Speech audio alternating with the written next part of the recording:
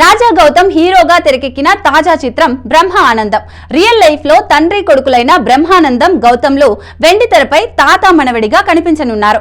ఈ మూవీని RVS Nikhil direct చేయగా వెన్నెల కిషోర్, ప్రియా వడ్లమాని, ఐశ్వర్య హోలుక్కల్ ముఖ్య పాత్రలను పోషించారు.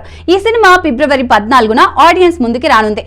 ఈ క్రమంలోనే మూవీ మేకర్స్ ప్రమోషన్ స్పీడ్ పెంచారు. దానిలో భాగంగానే తాజాగా ట్రైలర్ ను రిలీజ్ చేశారు మేకర్స్. రెబల్ స్టార్ ప్రభాస్ చేతుల మీదుగా మేకర్స్ బ్రహ్మ ఆనందం ట్రైలర్ ని రిలీజ్ చేయించారు. ఈ సినిమాలో హీరో గౌతమ్ చిన్నప్పుడే తల్లిదండ్రులను కోల్పోయి అనాథగా లైఫ్ లీడ్ చేస్తుంటాడు.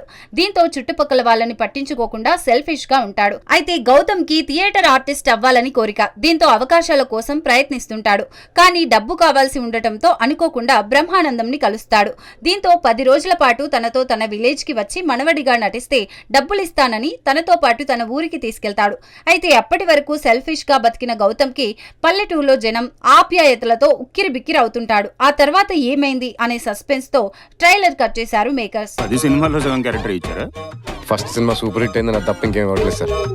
ట్రైలర్ స్టార్టింగ్, ఎండింగ్ లోని ఎమోషనల్ డైలాగ్స్ ఆకట్టుకున్నాయి. బీజిఎం, ప్రొడక్షన్ వాల్యూస్, డైలాగులు పర్వాలేదనిపించాయి. బ్రహ్మ ఆనందం సినిమా వ్యాలంటైన్స్ డే సందర్భంగా ఫిబ్రవరి 14న రిలీజ్ కానుంది.